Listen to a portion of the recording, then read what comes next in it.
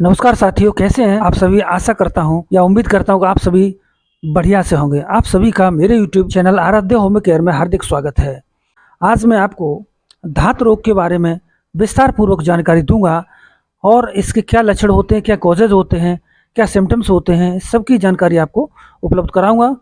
तो चलिए वीडियो को शुरू करते हैं। वीडियो शुरू करने से पहले अगर आप इस चैनल पर नए हैं तो वीडियो को लाइक, सब्सक्राइब और शेयर जरूर करें। चलिए दोस्तों, वीडियो को शुरू करते हैं।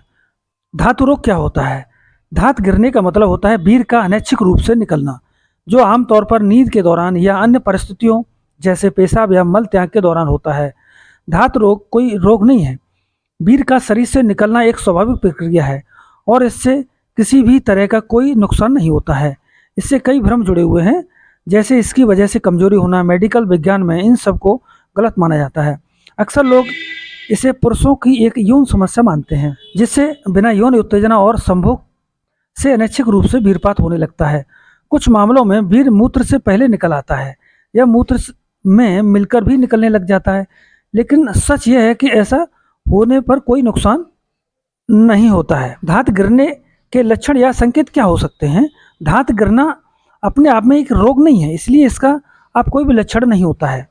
हालांकि धात गिरने के साथ कुछ लक्षण आमतौर पर देखे जाते हैं, जैसे एकाग्रता में कमी, भूख कम लगना, कमर दर्द, थकान, डिप्रेशन या दस्त कमजोर होना, सुस्त आँखें, रात को पसीना आना, अंडकोश के आसपास पसीना आना, नम और गर्म त्वचा, गर्म और नम तलवे, हथेलियाँ, पेरिनेम में दर्द या गुदा अंडकोश के बीच में दर्द हो सकता है। तो चलिए मैं आपको कुछ कार्ड हैं जो धात गिरने के कुछ कार्ड होते हैं जो मैं आपको बता रहा हूँ।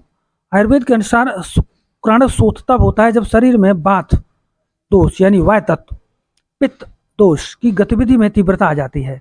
घबराहट और चिंता की वजह से दोष बढ़ जाते हैं।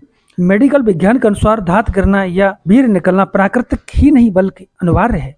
जैसे शरीर में बनने वाले अन्य तरल पदार्थ बाहर निकलते हैं, वैसे ही वीर का भी शरीर से बाहर निकलना जरूरी है।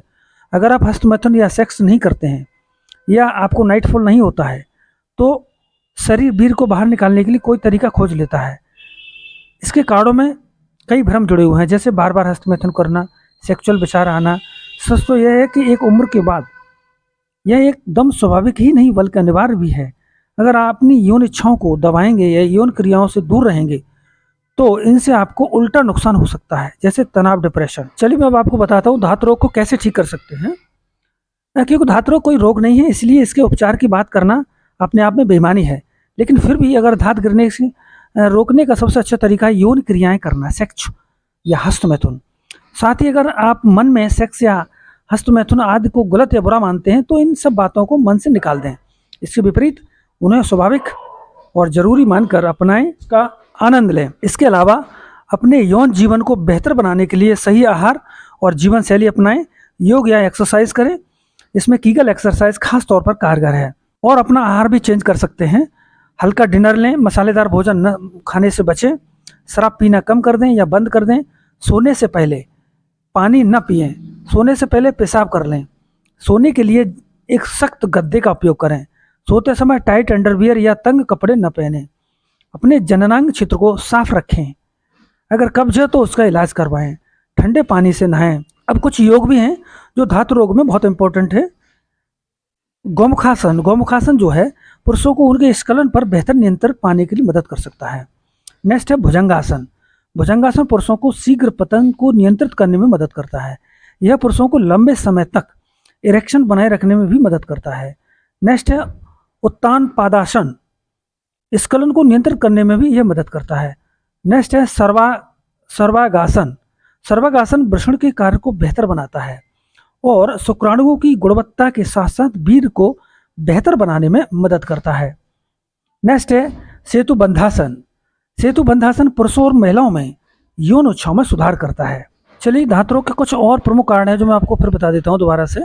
अधिक कामुक और अश्लील विचार रखना, मन का अशांत रहना, अक्सर किसी बात या किसी तरह का दुख मन में होना, दिमागी कमजोरी होना, व्यक्ति के शरीर में पोषक पदार्थों और तत्वों की विटामिन की कमी हो जाने पर, किसी बीमारी के चलते अधिक दवाई लेने पर धात रोग हो जाता है। व्यक्ति का शरीर कमजोर होना, उसकी प्रतिरोधक जो क्षमता होती है, इम्यूनिटी होती है, वो कमजोर हो जाती है। अक्सर किसी बात पर चिंता करना, पौरुष द्रव्य का पतला होना, यौन अंगों में नसों की कमजोरी आना, अपने पोरस पदार्थ को व्यर्थ में निकालना भी धात रोग के प्रमुख कारण होते हैं। चलिए कुछ सिम्टम्स भी होते हैं जो धात रोग में देखने को मिलते हैं। लिंग के मुख से लार का टपकना, पौरुष भीर का पानी जैसा पतला होना, शरीर में कमजोरी आना, छोटी सी बात पर तनाव आ जाना, हाथ पैर या शरीर के अन्य हिस्सों में कंपन या कपकपी होना, पेट रोग से परेशान रहना या साफ न होना, कब्ज रहना, सांस से संबंधित परेशानी, श्वास रोग जैसे खांसी होना, शरीर की पिंडलियों में दर्द होना, कम या अधिक चक्कर आना, शरीर में हर समय थका थका महसूस करना, शरीर में चुस्ती फुर्ती का कम होना। चलिए मैं कुछ आयुर्वेदिक तरीके हैं, कुछ नुस्खे हैं जिनकी वजह से आप धात रोग को ठीक कर सकते हैं। धात रोग से मुक्ति प्राप्त करने के लिए 2 चम्मच गिलोय के रस में 1 चम्मच शहद मिलाकर को आपको लेना है।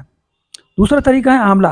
प्रतिदिन सुबह के वक्त खाली पेट 2 चम्मच आंवला के रस को शहद के साथ लें। इससे जल्द ही धातु पुष्ट होने लगती है और सुबह शाम आंवले के चूर्ण को दूध में मिलाकर लेने से धात रोग बहुत लाभ मिलता है। नेक्स्ट है तुलसी। 4 या 5 पत्ते जो है तुलसी बीज और थोड़ी सी मिश्री दोनों को मिलाकर दोपहर का खाना खाने के बाद खाने से जल्द ही लाभ मिलता है। नेक्स्ट नुस्खा है सफ़ेद मूसली। अगर 10 ग्राम सफ़ेद मूसली का चूर्ण मिश्री के साथ मिलाकर खाया जाए और उसके बाद ऊपर से लगभग 500 ग्राम गाय का दूध पी लें तो अत्यंत लाभकारी होगा और इससे धात रोग ठीक होने की संभावना होगी। तो चलिए मैं आपको कुछ होम्योपैथिक मेडिसिन हैं जो धात रोग के लिए बता रहा हूँ। इसमें दोस्तों सबसे पहली दवा है सेवल सेरुलेटा 30CH। इसको कैसे लेना है? 2 बूंद आपको 2 बार लेना है, डायरेक्ट ऑन टंग, सुबह और शाम को खाली पेट लेना है। दूसरी होम्योपैथिक बेस्ट होम्योपैथिक मेडिसिन है कैंथेरिस 200। इसको आपको 2 drops direct on tongue morning में लेना है खाली पेट। तीसरी मेडिसिन है लाइकोपोडियम 200। इसको आपको 2 बूंद आपको नाइट में लेना है, सोते समय लेना है, डायरेक्ट ऑन टंग 2 बूंद लेना है और ये भी खाली पेट लेना है। इस दवा को आप जो है 3 से या 4 महीने यूज़ करेंगे तो आपकी धात रोग की समस्या हमेशा के लिए छुटकारा मिल जाएगा। इस धात रोग की समस्या के साथ साथ आपको कुछ परहेज भी करना है। एनिमल फूड दोस्तों आपको बिल्कुल नहीं लेना है और फ्राइंग फूड नहीं लेना है, पैक्ड फूड भी आपको बिल्कुल नहीं लेना है। यह दवा आपको जानकारी के लिए उपलब्ध कराई जा रही है, इसका सेल्फ मेडिकेशन न करें। अगर आपको कोई भी स्वास्थ्य से संबंध जुड़ी हुई समस्या है तो किसी नज़दीकी होम्योपैथिक डॉक्टर के पास जाएं और वहां से अपना ट्रीटमेंट करा सकते हैं। यह वीडियो आपको कैसी लगी? अगर अच्छी लगी हो तो लाइक, सब्सक्राइब और शेयर करें।